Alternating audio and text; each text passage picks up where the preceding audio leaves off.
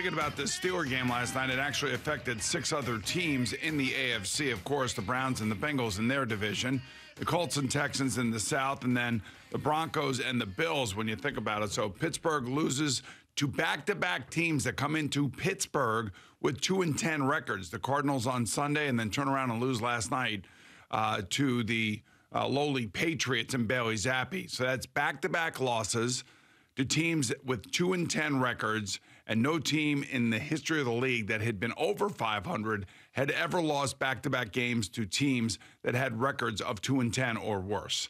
I mean, that this last 4 days for Mike Tomlin and the Pittsburgh Steelers is going to be brutal. They are now outside of the playoffs. They are number 8 seed. But when you think about the Browns, the Bengals, the Colts, Texans, Broncos, and Bills, they were all sitting there going, come on, lose. Because, you know, all these teams, this is the stretch run now, final 5 games, they're all watching every single game and how it impacts their potential playoff seedings and standings and chances to actually make it into the playoffs. And when you look at the Bengals, they got a backup quarterback. You look at the Browns, they got a backup quarterback. You look at the Colts, they got a backup quarterback. You look at the Bills. Could the Bills, who are number 11 right now, somehow, some way, at 6-6, claw themselves back into all of this? They have a bunch of teams that they have to climb over.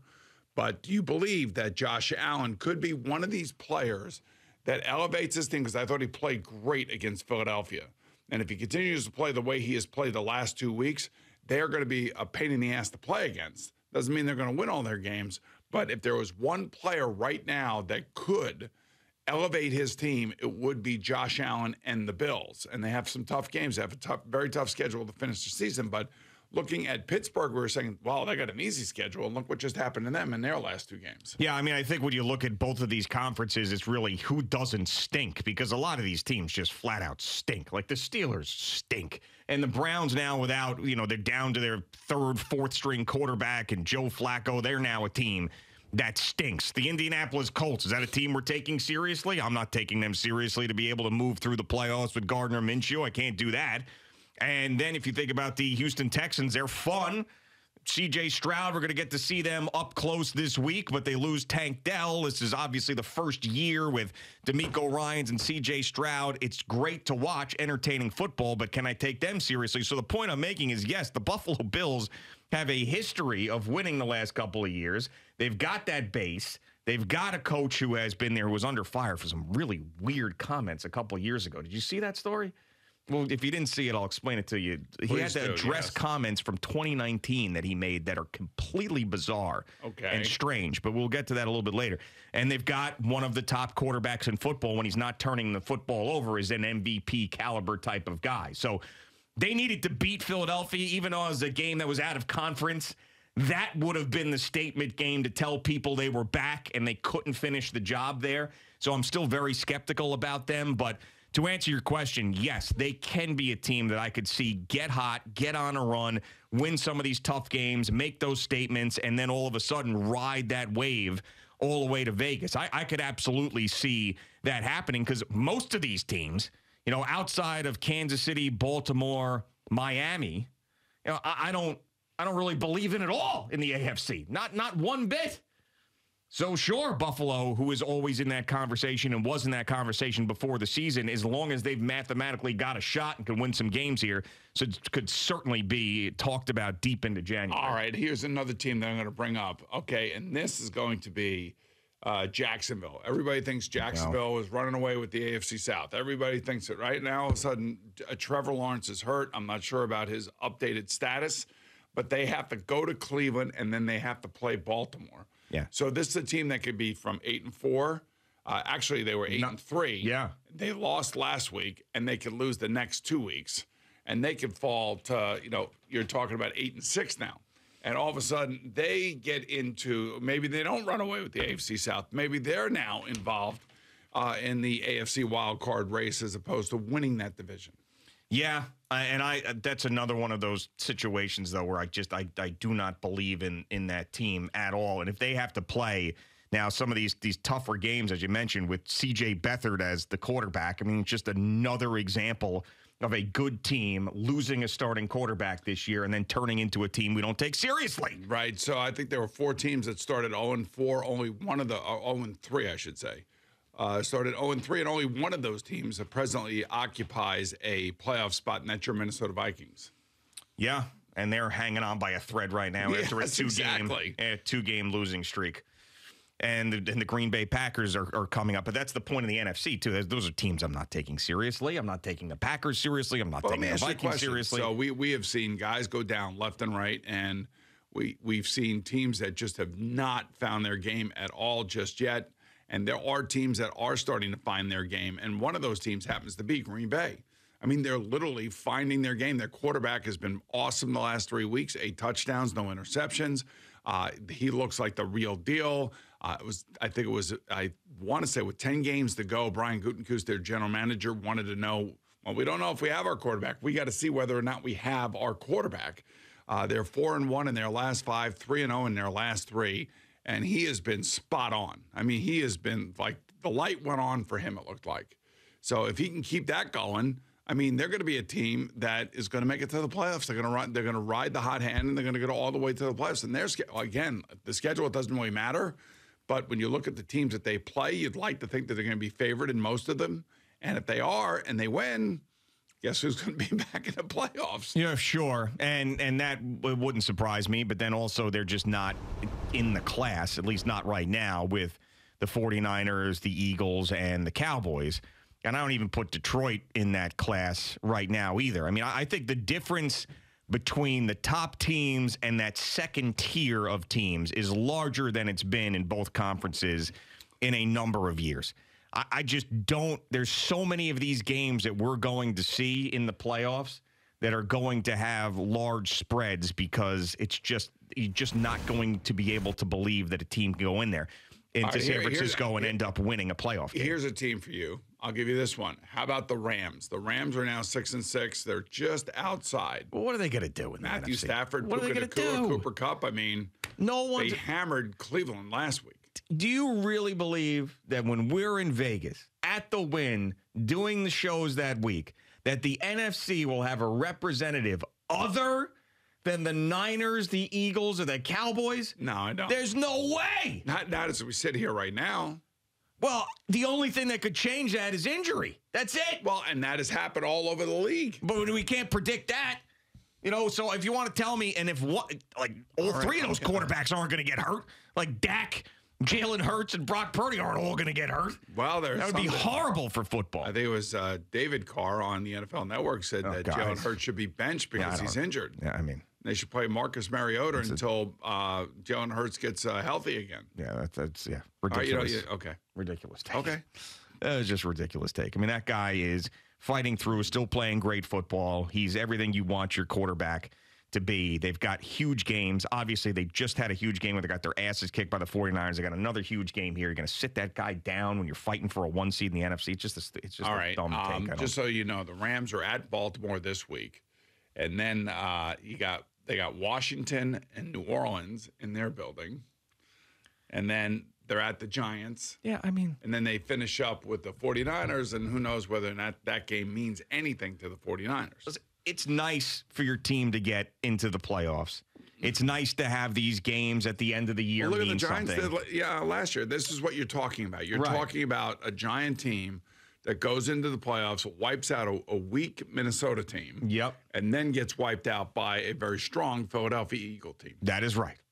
And that's kind of like you're talking about that scenario. Right. And it's nice. And then you squeak in, fine. You get a home playoff game, maybe. You get to have a playoff game, period, for your fan base. You feel like you're on the right track.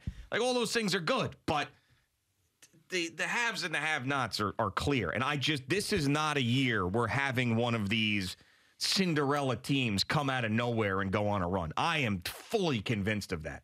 And the team that would be maybe closest to that could be Detroit, but I don't trust them at all. Buffalo?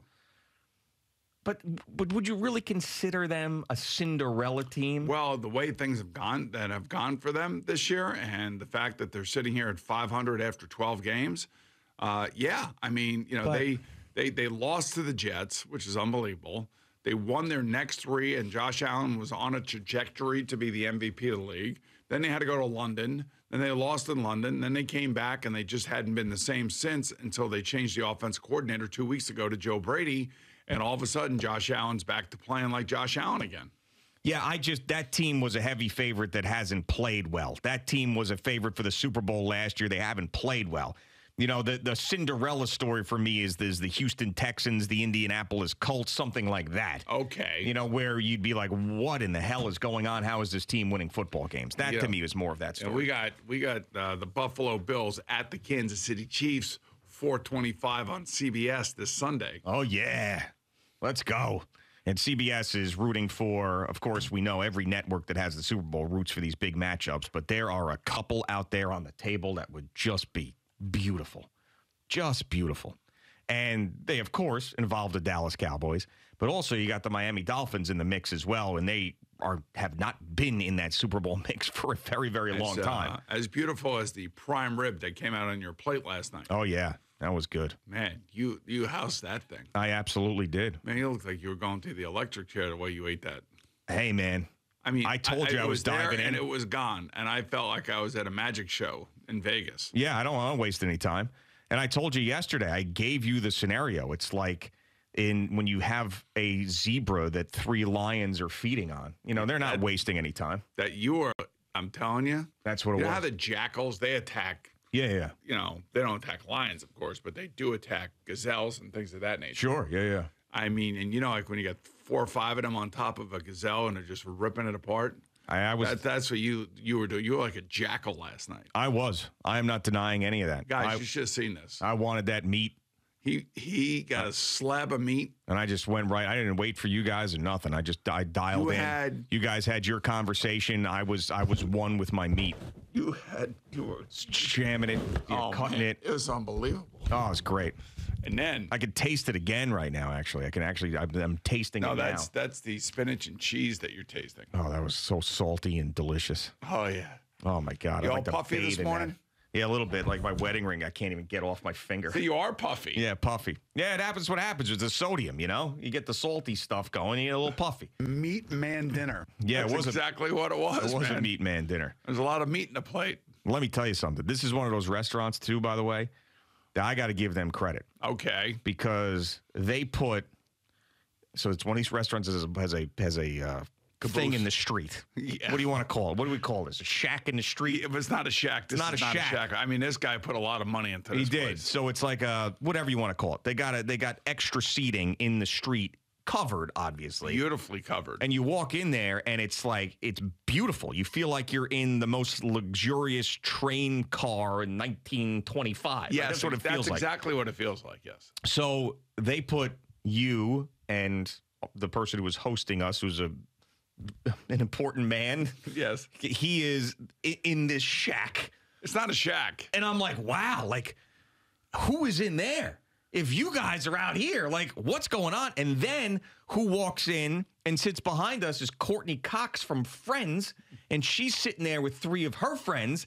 And I'm like, man, if Courtney Cox, Boomer Esiason, and the guy we're Courtney with Cox and Boomer Esiason are in the thing in the street. Yes. Who's in the real restaurant? Well, the real restaurant is relatively small, as you saw. Still. And it's very hard to get a table in this restaurant. Fort Charles, by the way, is the name of the restaurant. I mean, by the way. It's a big prime rib place, but they have other stuff there. It's great. It's an awesome place. And the thing in the street, it's not a hut. It's like, I think you described it perfectly. It reminded me of a really high-end train car. Yeah. And it had, what would you say, about 7 booths in it? Beautiful booths, wallpaper, lighting. Heat. I mean, it was insane. It was very intimate. Very, very intimate. Windows. Yeah. It was insane. Intimate. Yeah, it was intimate. So I'm like, man. Yeah, especially when Courtney Cox walked in, you guys weren't paying attention to anything I was saying. Yeah, I know, we weren't. Because you guys were looking that way. My back was to her and her group. Well, I'm sitting there talking to you guys, and you guys are, your eyes like, But Boomer, didn't you want all those things taken away and taken down, ripped down? I do want them taken down. I think it's a pain in the ass. Could you imagine driving a sanitation truck or a fire truck through the streets of anything? You know, like, I was thinking, and Gio made a point. There was a restaurant in the street right before our restaurant in the street. Yep. Yeah, it was basically like a birth canal. Right, exactly. I mean, I don't know how you get a truck down that. But I will say this. If I were going to build something in the street, I would do exactly what Fort Charles did. oh yeah, I mean, that thing it's amazing. it was absolutely tremendous. I mean, we could have slept over. It was so nice. It was. But I mean, I like if you're Courtney Cox, though, she's a big star on one of the most popular TV shows in recent memory, multi-millionaires in a current show, and they say, sorry, Mrs. Cox, we got to throw you in the thing in the street. And she still says, okay. No, but you know what? That's some good-ass food, right? Yeah, but the way I'm thinking about it is that it's a very nice private area for her and her friends. It was very private. It was in the back of the caboose. Staring daggers through her. What do you mean private? Well, you guys watching everything she was doing. Huh? Just the two maniacs I'm sitting with are doing that. Yes, but nobody else even knew she was there. I don't think. Yeah. Well, maybe not. But yeah, that was. I mean, but the food is unbelievable. Oh, it's great. That was absolutely tremendous. And the way you slam that meat, man. I was slamming meat. I'm not like I've got no defense. Everything you're saying is absolutely right. I kind of felt like Angie was yelling at us though. Our server. Yeah. Yeah, she was intense. She was. She was very intense. Like she wanted us to order certain things, and she was bam. She was like right there. She was in your like face. Unbuttoned her coat. Did you notice that when she first came over? And she put her hands in her pocket. Yeah, like it was the coat came back and said, "How you?" Whole thing. You know what she was doing? How you doing? Yeah, giving us one of those. Yeah, how you doing? Yeah, she was great. It was a great how night. you doing, waitress? How you doing? It was a great night. It was awesome. You're gonna have this. You're gonna have that. You're gonna have this. Right. Yeah, and I'm just like, give me this. And she didn't even ask how I wanted it prepared. She's just like, you're going to get what we give you. I'm like, okay. That was like blood red, too, by the way. Oh, yeah. No, I felt like a prehistoric man. I felt like Homo habilis. No, I felt like a hairy caveman guy living. Attila the Hun? Yeah, just ripping it apart. You know, sometimes you get that like animalistic stuff, you know, it comes over you. Because we were hunters and gatherers at one point. And it came over me yesterday in this Fort Charles. And by the way, before we break quickly, you got to understand what happened to us yesterday. So we were talking about Mama over here on the corner. Yes. Right? So a guy that was calling me as we were getting off the air yesterday, remember my phone ringing? That's right, on the air, Who the hell is this? The guy wanted to meet me and Gio at Mama. Yeah. And he's not a regular listener at all. I don't think he even knows what we did. Yeah. No, he had no idea. No clue, no nothing. So, but meet us at Mama. Yeah. So we had to go over there and meet at Mama. And it's crowded as hell. I don't know. The place is packed. I was moving a chair over because a million people in there. And it's just like, he's like, you're familiar with Mama? Like, of course we are. We spent 15 minutes talking about how packed that was the weirdest thing ever because he wasn't listening to us. No, he was not. But it's the only place around here that's open. I'm telling you, it's the hot spot. It's like the Studio 54 of quiche places. Like everybody loves that place. It's amazing. Thanks so much for watching the video. Please like and subscribe. And don't forget to hit the bell so you're notified when we're dropping new content.